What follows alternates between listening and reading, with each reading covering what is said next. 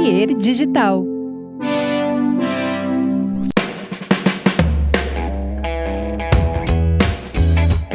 Olá pessoal, começando mais um episódio aqui no The Borba Cast e hoje recebo a visita do Paulo Scott, escritor, professor, radicado em São Paulo e que vai participar aqui falando do seu trabalho, falando dos seus livros e vamos falar um pouco também de Porto Alegre, cidade onde ele viveu, Garopaba, onde ele também viveu.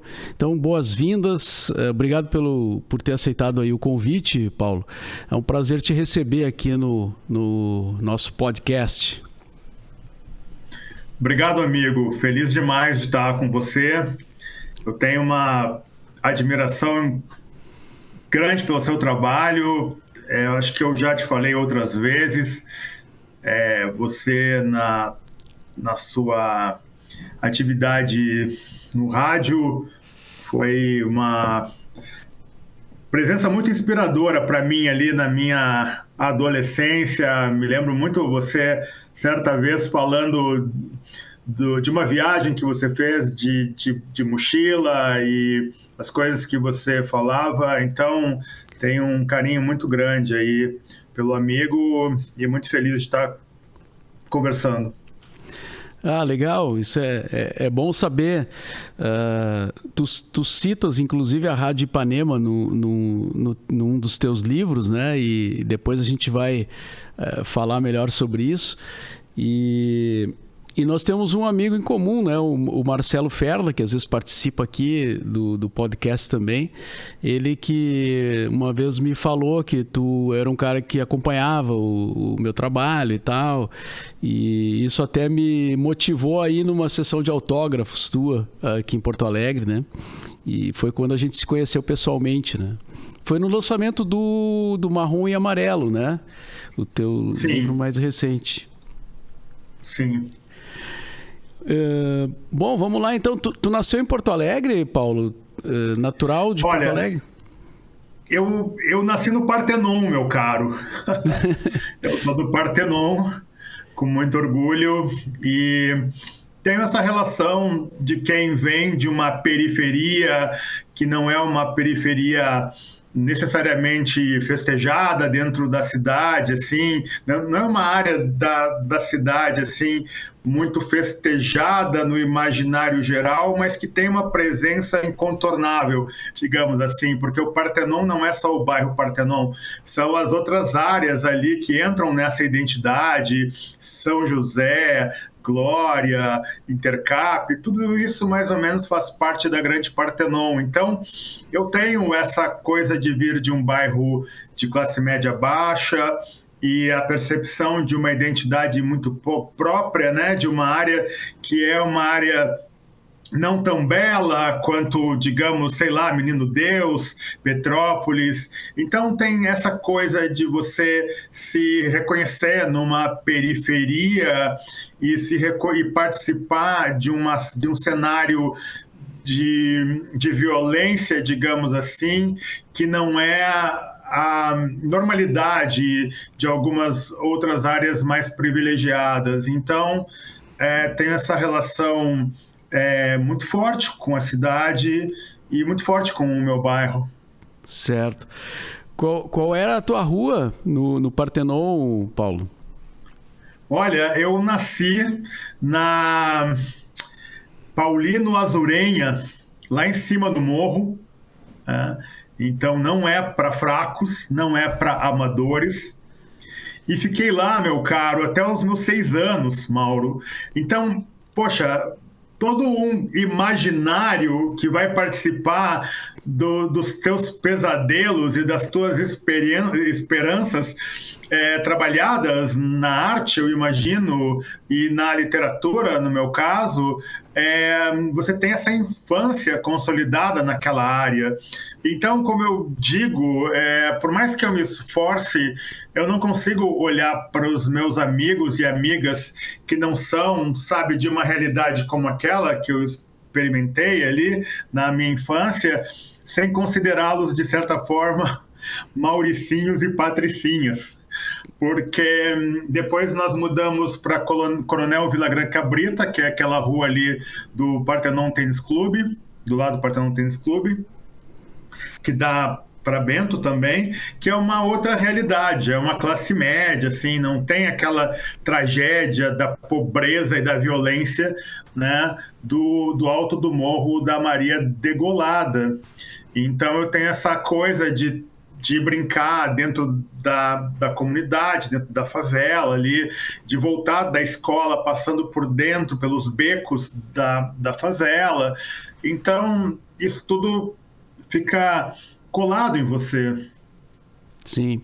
Imagino que tu tenha convivido com questão de polícia, drogas, né? Que é uma coisa que se comenta muito daquela região, né, da cidade, especialmente, inclusive a rua Paulino Azuret é muito citada, né?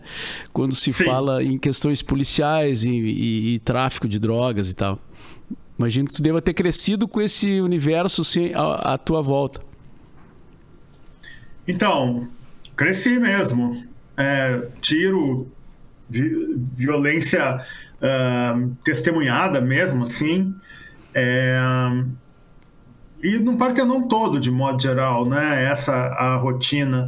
Mas é curioso que, apesar dessa violência, eu me lembro de, com 13 anos, 12 anos, nós irmos... Porque eu já tinha, assim, né?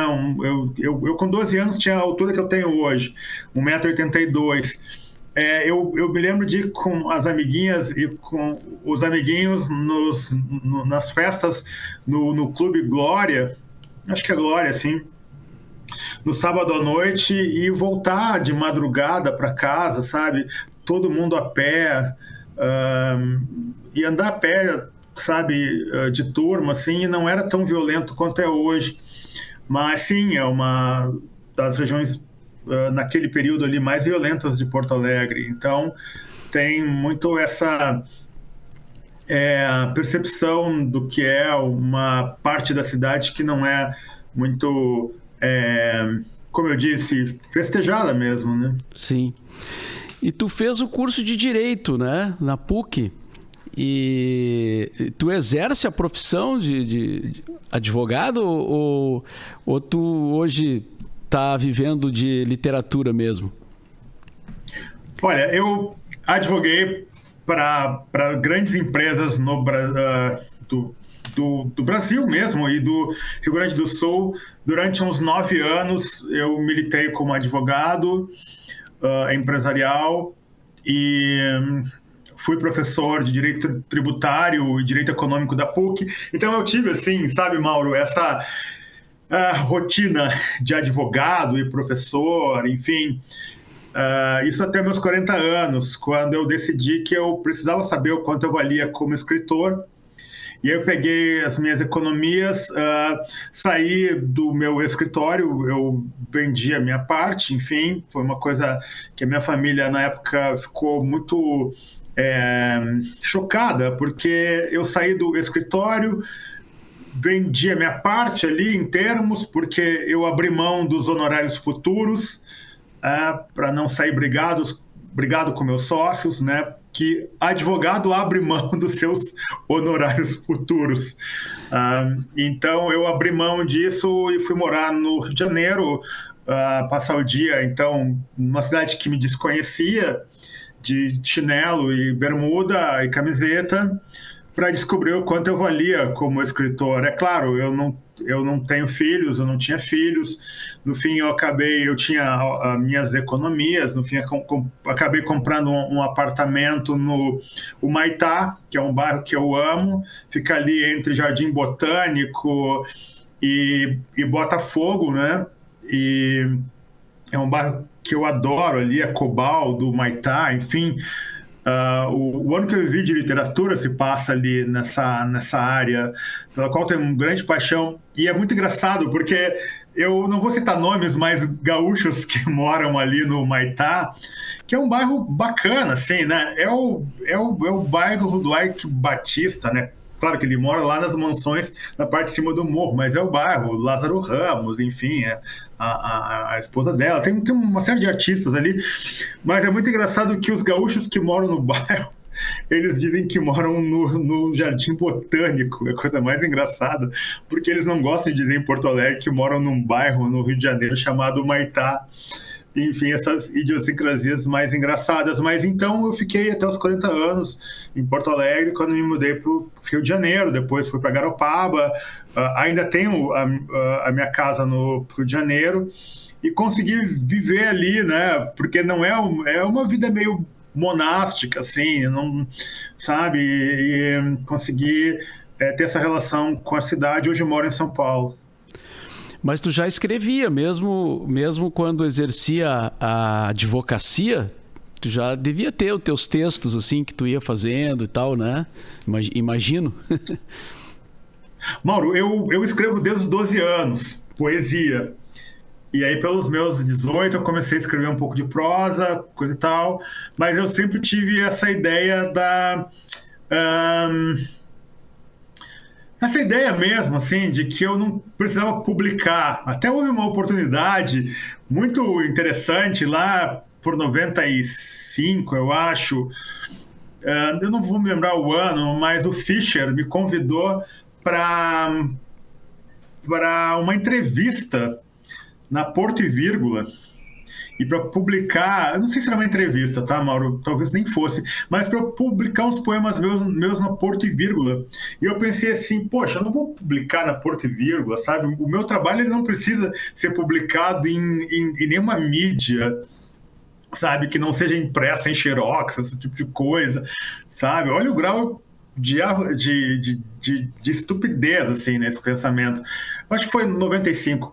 E que era uma grande revista de cultura de Porto Alegre, e aí o tempo passou, coisa e tal, e aí em 2001, uma querida amiga, ela pegou e disse assim, poxa, Paulo Scott, isso é besteira, cara, tu tem essa coisa infantil de achar que tu vai morrer e vai ser descoberto, a tua genialidade, não sei o quê, que não publica? Então, em função dessa conversa, eu acabei decidindo publicar o Histórias Curtas para Domesticar as Paixões dos Anjos e Atenuar os Sofrimentos dos Monstros, que saiu pela Sulina, aí em Porto Alegre, e tem poemas dos 13 aos 30 anos. Então, isso para mim foi um divisor de águas. Assim, ninguém falou nada do livro, mas foi o primeiro passo. Houve uma resenha na TV Guaíba, eu acho, que era feita por aquele... Poxa, é um dos maiores críticos gaúchos, mas eu me lembro que ele fez essa resenha e ele disse, pô, eu não sei quem é o autor, porque tá com pseudônimos, né, e é Eurodriz, que é o pseudônimo que eu uso até hoje. Então, eu tive essa experiência, Mauro, e depois com ainda... Orangotangos, que foi o livro que teve uma repercussão, que me levou para as grandes editoras, blá, blá, blá, eu acabei percebendo que era uma besteira eu ficar com esse cuidado, né, de ser um advogado de grandes empresas gaúchas e assinar por pseudônimo. Então, ainda Orangotangos, que depois virou filme, né, pelo Gustavo Spolidoro, ele é assinado com Paulo Scott. E aí começa, né, a minha visibilidade. Certo. Aliás, ainda Orangotangos é uma história, é um filme maluco, né? Porque ele é em plano sequência, né? Você sabe que a primeira vez que eu vi esse filme foi na pré-estreia, lá no Bourbon Country, aí em Porto Alegre. Eu me esqueci como é que é o nome daquele cinema lá. Aí eu fui ver, eu fiquei puto da cara, porque eu pensei, pô, Gustavo, ele... Enfim, eu já tinha percebido isso no roteiro, e eu levei umas 6 vezes, né, assistindo o romance, o filme, para realmente perceber que o Gustavo Spolidoro fez um grande trabalho, né? Que eu me desapeguei, porque, na verdade, ele subverteu as histórias dos contos, sabe, Mauro? Ele pegou e fez um grande desfile das personagens que aparecem nos contos do do livro. E esse livro ele ia se chamar Venâncio com João Pessoa.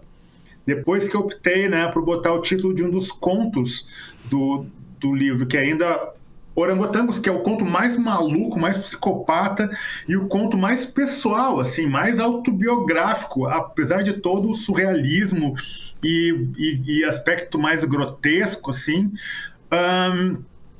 Então tem essa curiosidade, assim, eu levei um tempo para aceitar o filme do Gustavo e hoje eu considero, como de fato é, um trabalho genial, né? Como as coisas que o Gustavo faz.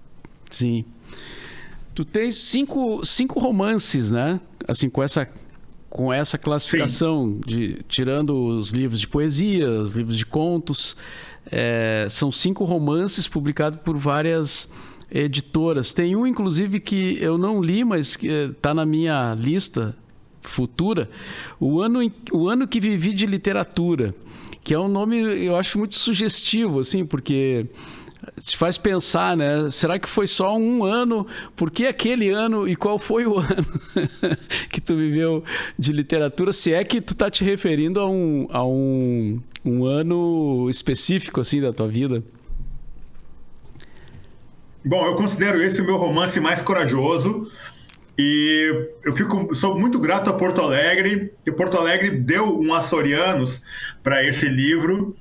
E eu fiquei pensando assim, poxa, cara, que sorte cruzar jurados e juradas que entenderam o sarcasmo do livro, porque é um livro de crítica, né, do mainstream literário brasileiro, que na época, essa história se passa em 2010, 2011 ali, que para quem estava atento é o começo, sabe, do que vai redundar no golpe de 2016. Quem estava esperto ali, e se você acompanha as minhas postagens e as minhas falas, você sabe que eu desde 2011 ali, né, incisivamente eu venho dizendo, né, que a minha geração falhou, que o projeto de esquerda tinha problemas sérios e que ia acabar mal. Essa coisa de super amiguinho de banco, né, de super amiguinho do Sarney, de super amiguinho da elite brasileira, isso ia acabar mal, porque o papel do Partido dos Trabalhadores não é o papel de ser síndico do capitalismo brasileiro, e sim fazer a revolução, a transformação de fato, né, que acabasse com a desigualdade histórica desse país. Então, esse livro se passa em 2010, ali eu considero o meu livro mais violento, mais visceral, eu diria, mais corajoso, desculpa, porque ele tem essa coisa de fazer uma crítica ao mainstream literário brasileiro num país onde não tem leitores, né? E leitoras, que o grau de analfabetismo funcional e real é muito alto e a educação é muito ruim. Então, tem uma crítica muito forte aos prêmios e aos jurados, né? E tanto que tem jurados que se magoaram, se afetaram, não, de fato desgostaram, não sei se magoaram, mas de fato desgostaram das críticas feitas nesse livro, e é um livro, como eu digo, da putaria mesmo, da busca e da solidão, e evidentemente que a personagem é um homem branco, bonitão, charmosão, bota poemas no Facebook para pegar as menininhas, enfim, né? Então tem essa coisa de ter um protagonista macho tóxico, né? Sortudo, ganha um super prêmio, então tem essa coisa que é o meu livro do Humaitá, porque ele se passa no bairro Humaitá, no Rio de Janeiro, e ele dialoga também com o meu livro de poesia Mesmo Sem Dinheiro, Eu Comprei um Skate Novo, que é o livro da solidão. Então são 2 obras coladas, eu sempre escrevo 2 livros ao mesmo tempo, elas são muito coladas, assim, sabe, Mauro? E elas falam justamente dessa solidão, do cara que se relaciona com 1000 mulheres. Eu não sou aquele cara ali, porque tem essa coisa das pessoas acharem que é autoficção, porque, enfim, tem muitas coisas semelhantes ao que eu vivi ali no Rio de Janeiro. Mas não, é só um livro sarcástico que acabou, digamos assim, sendo o meu livro menos aplaudido, assim, né? Mas por razões bastante óbvias, né? Sim. Aproveitando que tu entrou nesse tema aí de que as coisas iam dar errado, né, na questão da política brasileira, Como é que tu está vendo hoje a esquerda brasileira se movimentar, as movimentações que estão acontecendo, né? Ou as que não estão acontecendo, em função do que vem por aí, né? Nós estamos já no ano eleitoral, né? Que deve começar em março com força total. E como é que tu está vendo essa uma palavra assim meio chata, mas que é a conjuntura política brasileira nesse momento, assim, com Lula e Alckmin, Ciro Gomes, Moro, e claro, né, o bolsonarismo. Eu acho que tem um problema na esquerda brasileira, e isso eu falei na Flip lá de 2013, pude participar com um querido amigo que é um escritor que mora na Califórnia, é professor lá de literatura, o José Luiz Passos, que é pernambucano, e eu disse que a minha geração tinha fracassado ali. E eu pontuei muito essa questão da arrogância, sabe? A esquerda tem vários problemas, mas você não pode ser tão ingênuo e tão arrogante como a esquerda brasileira é. E essa coisa de ter ido para o governo desconectou a esquerda da base social que a levou ao poder, né, que a sustentou, e isso é um preço que se pagou muito forte, porque se essa conexão não tivesse se perdido, Dilma Rousseff não teria sofrido o impeachment, porque veja que a base social se descolou completamente, e esse vazio foi ocupado de uma maneira muito intensa por parte dos neopentecostais, né? Veja que, só dando um exemplo, né? E essa vaidade do Lula, né, de colocar, ok que ele tenha botado Dilma Rousseff, mas que ele retomasse então, né? Porque essa coisa com a Dilma, que ela quis ficar no poder e o PT virou as costas para ela, isso foi muito trágico para o nosso país. Mas, enfim, a história é o que precisa se passar e não tem muito o que lamentar por isso, né? O curso da história é o curso da história, e esse impeachment foi um absurdo, uma dificuldade muito grande. O fato é que a presidente Dilma foi abandonada, né? E foi muito trágico todo esse processo. Ela é uma pessoa sem muita habilidade política, né?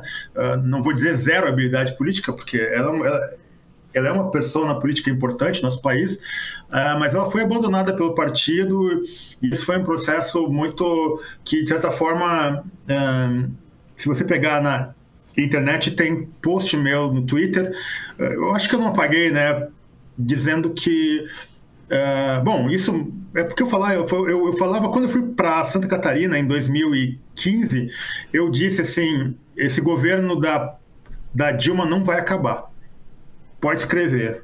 Se você falar com as pessoas lá do Rio de Janeiro, com quem eu conversava, e eu dizia, nós vivemos numa bolha e nós não estamos percebendo a articulação. Aí, quando eu fui para Santa Catarina, em 2016, eu percebi essa coisa, sabe? Eu trabalhava com a comunidade Guarani lá, e eu estava vindo de uma reunião com eles, foi na greve dos caminhoneiros, eu acho, agora não vou me lembrar, e eu estava voltando para casa.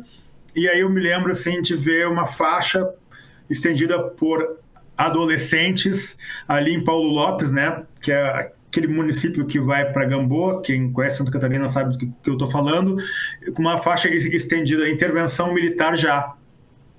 E entre os meus alunos ali do interior de Santa Catarina, eu percebi assim essa adoração pelo pensamento de extrema direita, né? E em contraste você via o Rui Falcão, na época presidente do PT, dando aquelas declarações ingênuas, equivocadas, né? Dizendo que nada ia acontecer. Bom, você pega esse documentário que está no Netflix, né, sobre o impeachment da presidente Dilma, você vê a arrogância pingando, né, dessa direção petista que se desconectou do Brasil real, né? O Cardoso, a Gleisi Hoffmann, você vê assim como a tragédia caminhava, né? E sem que se pudesse fazer muita coisa. Então, o que eu te diria em relação à a esse ano aqui, as eleições, eu torço com toda a minha alma para que o Lula se eleja, mas não vai ser um processo simples. A extrema-direita e o fascismo encontrou um presidente, né, declaradamente fascista, né, porque nem Getúlio Vargas, né, com todas as suas atitudes fascistas e as suas intenções fascistas, ele foi explícito. Então você abriu a porta do inferno em perfeita harmonia com a expansão, né, da extrema-direita neonazista e neofascista no mundo. Então, isso, Mauro, principalmente na região sul, quem mora fora daí sabe, né, o que é. Bom, quem mora aí sabe mais ainda, é só andar pelo interior do Paraná, interior de Santa Catarina, aquele oeste de Santa Catarina ali, que eu já venho falando há horas, porque é público, né? O neonazismo ali é muito forte. Eu fui dar uma palestra uma vez em Rio do Sul e as pessoas me contaram coisas absurdas daquela região ali, enfim, e é um estado que eu conheço bastante. E o nosso interior, você anda pelo interior, tá lá as placas de apoio ao Bolsonaro e o entusiasmo de muita gente que está literalmente se ferrando com esse governo, né, vinculada por uma paixão inexplicável, doentia, como doentio é o sentimento que ampara, né, a extrema-direita, o neofascismo, o fascismo, enfim. Certo. Bom, depois podemos E voltar. aí você vê radialista gaúcho dando palco para Kim Kataguiri, entendeu? E expondo Márcia Tiburi, sabe? Você vê o Bolsonaro dizendo que tem que metralhar o Fernando Henrique Cardoso no programa do Jô Soares, e o Jô Soares achando graça, entende? O Bolsonaro e os caras de extrema-direita falando os maiores absurdos naquele programa lá do Marcelo Taz na Bandeirante, todo mundo achando graça. Então é aquela coisa que o Alberto Camus falava, né? O fascismo e essa ética fascismo, essa peste, ela sempre emerge, né? E a arrogância dos intelectuais sempre impede os intelectuais de perceberem o futuro, sendo que os primeiros que vão para o paredão sempre são os intelectuais, os artistas. E, Paulo, por que Garopaba? Foi para escrever, assim, num ambiente mais calmo, mais bucólico, o tempo que tu foste morar em Garopaba? Foi por esse motivo, não? Não, mano, de forma alguma. É incrível como as pessoas romantizam isso, né? Porque eu encontrava com pessoas, amigos meus, intelectuais gaúchos que eu encontrava ali na Gamboa, os caras, pô, Scott, tu veio pra cá porque tu realmente quer, né, imergir na sua escrita. Não, eu fui pra lá porque eu vi que a coisa ia de mal a pior em 2015. Para quem não lembra, faltava recursos, né, para limpar lixo, para recolher o lixo, faltava tinta para as impressoras na UERJ, na UFRJ, não era diferente em outros espaços acadêmicos do Brasil. Vinha uma crise galopante ali. E é claro, né, só para te dar um exemplo que para mim é emblemático, lembra do Suplicy reclamando que ele estava há meses pedindo para Dilma Rousseff receber ele? Sim. E ela não recebia ele no seu primeiro ano de segundo mandato, sendo que o presidente da CNI, sabe, essa corja, de empresarial, aquele marqueteiro dela lá, que hoje é o marqueteiro do Ciro Gomes, os caras tinham entrada e acesso, sabe, no gabinete dela, e ela não recebia o Suplicy. E esse grau de falta de compreensão da Dilma Rousseff, do processo e do PT, né, que passava naquele instante. E aí eu pensei assim, cara, não vai acabar bem isso, eu preciso botar os pés no chão, porque morando no Rio de Janeiro, você vive ali na Zona Sul uma fantasia, sabe, de um iluminismo descolado, sabe, e descolado da realidade. E eu pensei, não, preciso botar os pés no chão, sabe? Eu vou aceitar um convite que me fizeram para dar aula num pós-graduação em Direito no interior de Santa Catarina e eu vou para lá, porque eu preciso botar os pés no chão. E foi o primeiro ano, já que você falou em viver de literatura, desde que eu fui pro Rio de Janeiro, foi o primeiro ano que eu não consegui, sabe, equilibrar minhas contas, assim, porque os trabalhos começaram a reduzir, Mauro, sabe? Trabalho no SESC, trabalho de revisão de roteiro que eu fazia na época, tradução, a economia já estava entrando ali em colapso, sabe? E a opção neoliberal da presidente Dilma não ajudou muito, porque ela tinha que ter dobrado a aposta, entende? Não, está em crise, vamos dobrar a aposta, vamos fazer, sabe, as transformações essenciais. Não, ela foi e botou aquele office boy lá do dono do Bradesco de ministro da Fazenda, né? O Levi, que é sabe, o neoliberalismo que nós estamos hoje, que está consagrado na Ponte para o Futuro, né, aquele documento criminoso de Michel Temer, né, vice-presidente da presidente Dilma, né, começou no primeiro dia de governo da presidente Dilma. O neoliberalismo no Brasil começou no primeiro dia do segundo mandato da presidente Dilma. Então não dá para, sabe, dizer que não houve, sabe, que não se implorou de joelho para acontecer o que aconteceu, né? Você perde a base, né? Fica de mãos dadas com uma elite, uma burguesia vagabunda, traiçoeira brasileira, que assim que pôde apunhalou a presidente Dilma. Então, me parece que esse contexto ali foi o que me levou para Santa Catarina, e aí eu comecei a dar aula no interior e a conviver com aquela realidade bolsonarista ali de Santa Catarina, que é muito era forte, a né? antessala do que viria em 2016. Certo. Então, eu não fui para buscar mais inspiração, pelo contrário, eu fui para lá para botar os pés no chão. E esse meu livro de poesia, Garopaba, Monstro, Tubarão, é um livro que eu escrevi para não ficar louco ali, Mauro, convivendo com aquela mentalidade de extrema-direita reinante em Santa Catarina. Enfim. Lembrei agora que o Daniel Galera escreveu um livro ambientado em Garopaba, né? Que é o Barba Ensopada de Sangue. Sim. Isso não chegou a colocar Garopaba como cenário teu, assim, né? Não teve... Não. Até, sabe que na época, em 2010, eu ganhei a bolsa de escrita literária, né? A bolsa Petrobras, que me possibilitou viver 10 meses muito bem, muito confortavelmente, né? Porque a ideia era essa. E eu pensei assim, eu vou sair do Rio de Janeiro, porque aqui não dá. Sabe? Essa vida louca aqui não tem condições. Eu vou para Garopaba, onde eu tenho casa, né? E o galera que tinha morado lá, ele sabendo que eu estava lá, ele pediu, cara, eu posso ficar um tempo na tua casa, né? É uma casa de 2 andares, enfim. Eu pensei, tá, ok. Eu fico na parte de cima, tem um mezanino, tem o quarto, tu fica na parte de baixo, a gente não se cruza, como de fato a gente não se cruzava durante o dia todo. Eu ficava meio que trabalhando, ele trabalhando. Então a parte final não, mas ele entrou no túnel mesmo, né, de escrita do Barba Ensopada de Sangue, foi lá em casa. Inclusive aquela ideia, né, dos 2 irmãos com a mesma menina, veio de uma conversa, de uma história que eu contei para ele. Ele disse, cara, eu posso aproveitar isso no romance?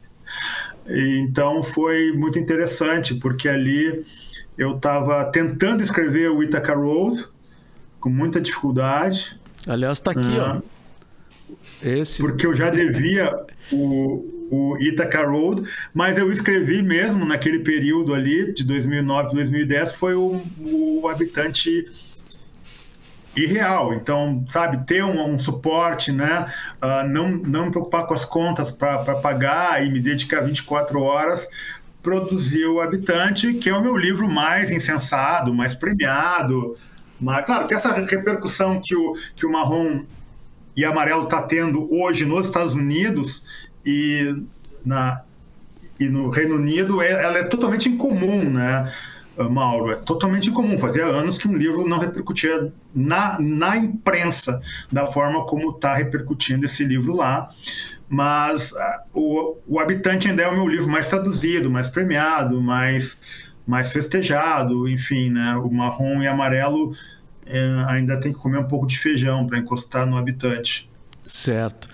Então vamos falar então no Marrom e Amarelo, né? Lançado pela Alfaguara, que eu tenho aqui um exemplar, inclusive autografado e tudo, né? No lançamento aqui foi na Bamboletras, né? O lançamento? Foi na Bamboletras. Isso. Tava começando a pandemia, eu acho, né? Naquele momento. Estava no início da pandemia. Não, eu lancei em 2019, em agosto, aí em setembro, em outubro eu fui para a China, para uma residência literária e voltei em novembro, foi em agosto de 2019. Então não tinha começado ainda. Eu acabei lendo ele no verão e aí sim, quando eu estava lendo, então, acho que foi por isso que eu confundi. Em seguida começou a pandemia do coronavírus. Mas o Marrom e Amarelo, eu até escrevi no Twitter e tal, né? Achei o livro muito bom, nos leva a uma reflexão muito interessante e necessária, né, sobre a questão do racismo. E para nós porto-alegrenses aqui, o que moramos em Porto Alegre, ele é um livro também que tem muitas referências à cidade, né, da história que tu contas ali. Tem alguns fatos, inclusive, que tu mistura na história que a gente fica pensando, será que ele está se referindo àquele episódio, né? Porque lembra, né? Tipo a história do Leopoldina Juvenil, né? Teve um episódio também de racismo, de um ato de racismo que aconteceu num evento lá. Aí tem uma história que se passa ali no Leopoldina Juvenil, mas não é exatamente a mesma história, né? Eu queria até te perguntar isso, coincidiu ou tu fez uma citação porque já houve algo lá e tal? Assim como também a história da cervejaria, né, onde o cara leva o tiro ali, que também houve um tiro naquele lugar, né, houve uma morte muito comentada, né, na cervejaria. Essas coisas, como é que funcionou para ti isso, assim? Pois é, eu sou do Partenon e esse livro ele acaba pegando muito fortemente o Partenon, Santana e Bonfim, né? Eu sou do Partenon, ia jogar futebol, né? Tinha essa coisa do bairro Santana ser um bairro mais legal de ir, e a minha paixão pelo Bonfim. Eu comecei pro Bonfim aos meus 14 anos e nunca mais parei de ir, porque para mim era incrível estar naquele bairro, aquelas pessoas, enfim. Então tem esse olhar de um sujeito que é de uma periferia violenta e olha para as pessoas de um Bonfim, né, que são pessoas que têm uma vida muito mais segura, muito mais tranquila, né, e ele olha para elas e fica se perguntando como é que essas pessoas podem ser tão tranquilas e felizes, né, mesmo ele sendo um negro de pele clara, que é o meu caso, enfim, né, tendo todo o privilégio de ter pele clara, né, mas claro, são muitas questões ali que eu transfigurei, digamos assim. Como a minha família não é a família do romance. Eu parto de uma realidade que eu conheço para montar uma ficção.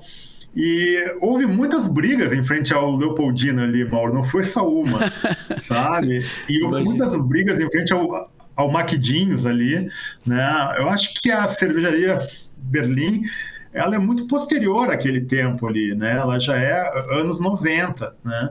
Então, mas eu lembro bem do Maquidinhos mesmo, sabe? Então, até aquele radialista, né, que fez uma piada perversa, uma piada racista com uma deputada, uma candidata do Partido dos Trabalhadores, eu transfigurei ali, né? Que é incrível que esse senhor não tenha sido criminalizado até hoje, mas enfim, né? Essas coisas no Rio Grande do Sul são muito complicadas, né? Basta ver os depoimentos constantes aí do ex-árbitro e ex-comentarista de futebol da RBS da Globo, Márcio Chagas, né? O Rio Grande do Sul não é tão perverso quanto Santa Catarina, porque tem um movimento negro muito forte, né? Isso é muito interessante no nosso estado, né, Mauro? Você tem um machismo absurdo, mas você tem um movimento feminista muito forte, né? Você tem uma homofobia muito grande, mas você tem um dos movimentos GLBTQIA+, mais sólidos do Brasil. E com a questão racial não é diferente, né? As lideranças negras mais sólidas que eu conheço, claro, a maioria delas está aqui em São Paulo, não tem como negar isso. Mas as mais sólidas que eu conheço, uma das mais sólidas são gaúchas, sabe? Ali de Pelotas, Rio Grande, Porto Alegre, sabe? É impressionante como o nosso racismo gaúcho ele não obstaculiza, né, essa força do movimento negro gaúcho, né? Certo. Mas a história dos irmãos é o teu irmão mesmo no livro. Tem muita coisa que é semelhante, mas não é o meu irmão, né? Ele é técnico de basquete do Grêmio Náutico União, foi treinador da Seleção Gaúcha de Basquete, né? De fato, o meu irmão, apesar de retinto, ele é um cara que enfrenta com muito mais inteligência essa questão do racismo, né? Ele não é como eu, que tem essa... né? Cara, principalmente depois da faculdade, assim, sabe? Eu comecei realmente, em algum momento, eu nunca vacilei como a personagem protagonista, sabe? Como o Federico. Eu nunca tive as dúvidas dele. Quem me conhece sabe disso. E eu nem tenho essa culpa que ele carrega. Mas na minha adolescência eu comecei a lamentar, sabe? Ser um negro de pele clara como eu sou, né? Que não passa por branco no interior do Rio Grande do Sul, mas passa por branco na Zona Sul, na elite carioca, por exemplo, né? Eu jamais seria visto como negro na Zona Sul rica do Rio de Janeiro, que é negra, né?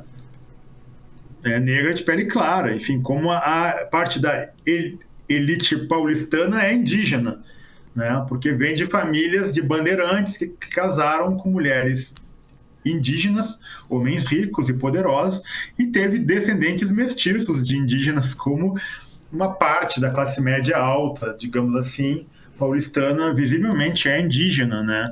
Mas as pessoas se dizem brancas, né? Tem um amigo que eu gosto muito, assim, que é um cara muito talentoso. Ele me disse, cara, o teu livro me ajudou a não dizer mais que eu sou branco, né? Porque embora ele seja escuro, cara, escuro de verdade, né? Mas tem cabelo liso, ele se diz, né?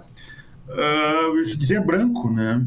E são coisas do nosso Brasil, né? Tem uma conversa muito interessante entre o Mano Brown e o meu querido amigo Francisco Bosco, né? Filho do João Bosco, que o Francisco Bosco pega e está conversando com o Mano Brown, e ele diz, pois é, eu branco, eu um homem branco, né? Aí o Mano Brown bota a mão no queixo e fica olhando para ele assim, sério, mano? Sério? Que tu é branco? Sabe? Com essa tua cor, com esse teu nariz de árabe, com esse teu beiço, sabe? Sério que tu é branco, cara? Então tem essa coisa maluca brasileira, né? Completamente desconectada. As pessoas se dizem brancas, cara, quando são indígenas, entende? Quando são negras, sabe? Então isso é parte do colorismo, né? Da perversidade que dividiu as pessoas, né? Porque os brancos são minorias, mas eles dividiram as pessoas negras, né? E as pessoas mais claras não, mas tu não é preto, né? Tu é branco, tu pode entrar na minha casa, né? O outro não pode. O outro não pode. Porque é retinto, né? Como tu falou. Porque é mais explícito. Porque é preto, né? Preto.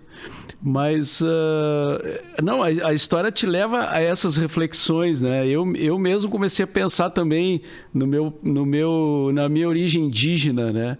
Quando estava lendo sobre essa discussão no teu livro, né? E essa discussão sobre as cotas, né? Que aparece também no livro, porque os personagens discutem isso, né? Vão a Brasília lá participar de reuniões e tal. Também é muito interessante porque a partir do momento que tem cotas para negros, aí precisa definir, né, quem é, e aí que entra toda essa dificuldade, né? Do cara dizer, não, então para entrar na universidade eu sou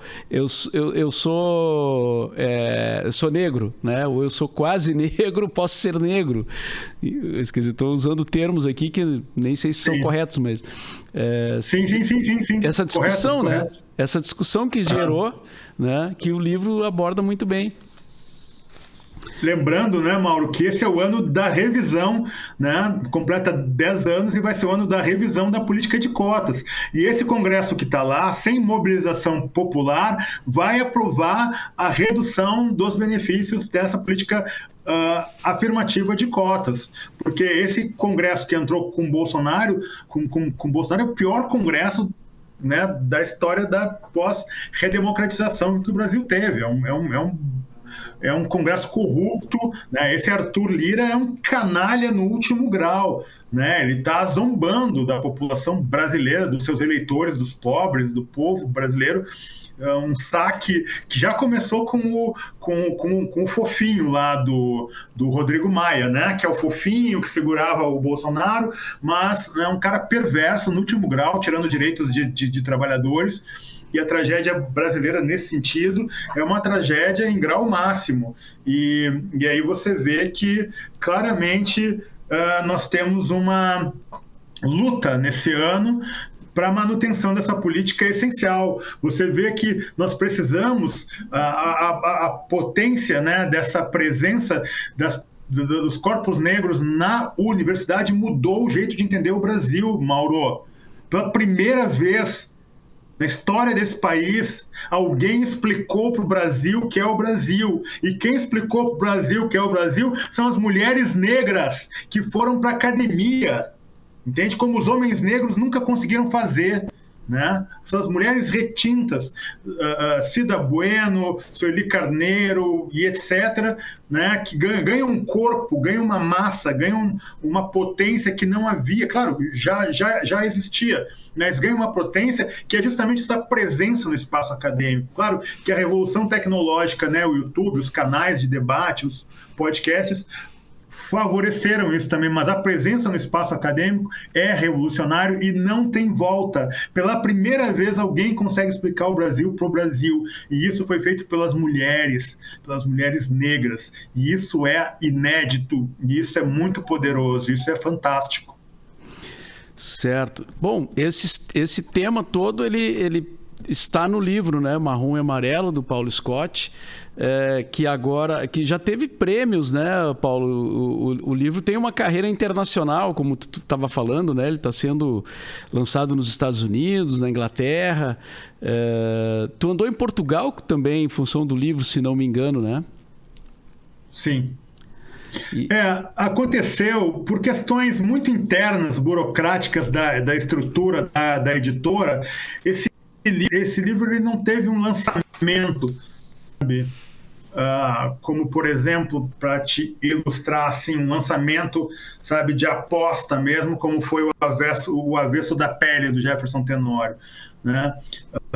Como foi o Barba Ensopada de Sangue, quando foi lançado, que são dois livros incríveis, né? Fui eu que botei o Jefferson na Companhia das Letras, né? Eu fui a primeira pessoa que escreveu publicamente sobre o trabalho dele, foi na Zero Hora, né? Do Jefferson Tenório. Eu tenho, assim, é uma aposta antiga, né? Mas você vê que a primeira resenha do Marrom e Amarelo foi sair 4 meses depois do lançamento, Mauro, né? Então, ele é um livro que acontece pelo boca a boca, né? E nunca duvide da força do boca a boca. Né? Então, diferente do que aconteceu agora na Inglaterra e nos Estados Unidos, que a editora, né, ela mandou antecipadamente, né, ganhou um prêmio importante lá, né, que é o English Pen Award, né? Isso é meio que uma chancela muito forte, né, no Reino Unido ganhar esse prêmio. Então, essa coisa, você vê, hoje com todo esse tempo passado, resenhas de verdade no Brasil, eu tive 5 resenhas, né? Hoje, nos Estados Unidos e na Inglaterra, já saíram 13 resenhas e o livro foi lançado há um mês, Mauro. Há um mês o livro foi lançado. E só resenhas, né, como eles chamam lá de rave, né, rave e super bom, né, nos rankings lá, né, de positividade das resenhas. Então você vê, né, que no dia do lançamento sai uma resenha no The Guardian, né, que é o jornal culturalmente mais influente do mundo. E no dia seguinte sai uma resenha também elogiosa no New York Times, sabe? Então isso é meio, sabe? Então você que o livro e um jornalista me comentou que eu tenho participado de várias conversas, né, com clubes de leitura. Já participei de 4 clubes de leituras, cara, lá fora, né, nesse um mês e pouco de lançamento. Vê como é uma outra dinâmica de apreensão de um negócio assim. E ele disse uma coisa assim: Scott, você trabalha com coisas que os brasileiros têm muita dor, né? É um tabu, eles têm muita dificuldade de encarar o que é essa perversidade brasileira. Então me parece compreensivo que no Brasil o seu livro, como aconteceu com um habitante irreal, que foi rejeitado inclusive pela esquerda acadêmica, né? Eu tive que começar a repercutir lá fora para entrar num acordo, assim, né? De que a pessoa, não, o livro é importante, entende? Sempre teve que passar, assim. Mas no caso do Marrom e Amarelo, tem uma coisa muito difícil de olhar, tem um espelho muito difícil de olhar. E esse jornalista me disse, cara, eu acho meio natural, sabe, que a potência do teu livro seja melhor entendida no estrangeiro do que pelos brasileiros. Porque é muito difícil olhar nesse espelho quando você é brasileiro, entende? Porque ele mostra que está tudo errado, Mauro, nesse país, desde sempre. Você tira o racismo, amigo, a economia brasileira e o Brasil desmancha no ar. Você percebe a tragédia que nós vivemos, né? Os negros americanos vêm para o Brasil, isso que lá eles são 11%, 12%, eles chegam assim, aqui diz, como é que vocês podem ser 60%, né, e meia dúzia de branco manda em vocês? Né? Como é que na televisão só se vê gente branca? Como é que nos restaurantes só se vê gente branca? Entende? Como é que vocês aceitam isso? Né? E isso é totalmente naturalizado. Sendo que, com certeza, se você pegar pessoas pardas, indígenas, retintas, negras, enfim, né, nós somos muito mais 60% no Brasil. Não é esse 56% que o IBGE fala. Com certeza deve ser 70% de gente negra no Brasil. É que as pessoas negras não se veem como negras, elas não querem ser negras. Mas isso está mudando. Quem é mais jovem já não tem esse medo, essa vergonha, não foi contaminada por essa lógica imposta pelo homem branco, o homem branco, hétero, falso religioso que trouxe o Brasil até aqui, até esse buraco aqui. Seja o homem branco de direita, seja o homem branco de esquerda. O PT, em muitos momentos, né, eu testemunhei isso, é um partido, né, que negligenciou esse enfrentamento como deveria, ou como um partido revolucionário deveria ter encampado. Mas tudo bem, essa é a nossa história, né? A gente faz o que é possível, mas vamos acelerar isso aí. Porque quando você conversa com uma pessoa negra, você vê a violência na fala dessa pessoa negra. Até eu citei o Cafu, nosso querido amigo, porque o Cafu sempre foi um homem, né, e vê que ele é um negro de pele clara, né? Ele sempre foi um homem muito agressivo, né? E eu sempre fui muito fã dessa agressividade do Cafu, porque o Cafu nunca baixou a cabeça para branco, né? Certo. E tu participa de podcast também, né, sobre esse assunto e outros, né, da política e tal. Não sei se tu ainda está fazendo um grupo que se reunia para conversar ali, que eu cheguei a acompanhar alguns episódios. Continua fazendo? É o De Modo Geral, Revista ao Vivo do Comportamento Brasileiro, que é um projeto que eu criei em 2008 lá no Rio de Janeiro, e que teve o apoio de grandes espaços culturais que me davam os teatros de graça. Isso foi incrível, assim, causou um impacto na cultura carioca ali, o De Modo Geral, e até foi muito interessante quando o Instituto Moreira Salles, alguns anos atrás, ele criou aqui em São Paulo a Revista ao Vivo do Comportamento Brasileiro. Eles disseram, essa Revista ao Vivo do Comportamento Brasileiro, ela é inspirada na Revista ao Vivo do Comportamento Brasileiro, na Revista ao Vivo que surgiu em Nova York em 2010, não sei o que. Aí o João Paulo Cuenca, que faz parte do podcast, fazia parte lá desse evento que é num palco do teatro, ele disse, opa, só um pouquinho, revista ao vivo é um termo que o Paulo Scott criou com telão no fundo e YouTube disparado na hora, em tela estendida em 2008, cara. Você não pode dizer que isso foi criado em Nova York, esse conceito, porque o Paulo Scott criou isso em 2008 no Rio de Janeiro, sabe? Então, tanto que eles mudaram essa coisa do revista ao vivo, eles tiraram no Instituto Moreira Salles, que é conduzido pelo querido amigo Paulo Roberto Pires. Então, tem essa coisa do podcast, mas eu dei um tempo, porque é muito esforço, né, Mauro? É eu que edito, e toma um tempo, tem um capital pessoal que você bota muito grande para as pessoas irem no podcast, e toda semana toma um tempo muito grande, e é uma militância mesmo, sabe? Porque no fim das contas, você sabe como funciona isso, né?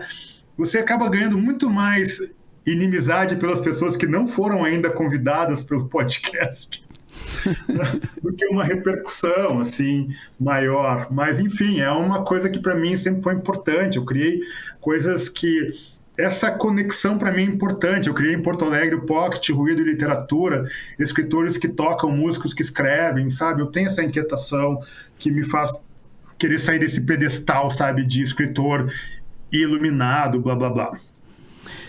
E tem um evento também que tu está fazendo com o Mauro Damer, que é também outro amigo em comum, que eu acompanhei também. Vila Monstro Jazz. Mas aí é música, né? Aí é música. Não, é uma espécie de ensaio aberto, porque eu tenho essa banda, né, que é do projeto A Timidez do Monstro, que é com o Flu. Mas o Flu está em Porto Alegre e o Mauro faz parte dessa banda. Eu também já fui o MC da banda dele, né, que é a Punk Jazz, e agora eu meio que fundi o A Timidez do Monstro com a Punk Jazz. Então ficou Vila, né, porque é aqui na Vila Madalena, numa livraria que é a 2 quadras aqui de casa. Nas segundas-feiras é um ensaio aberto, porque o Mauro tem essa coisa de não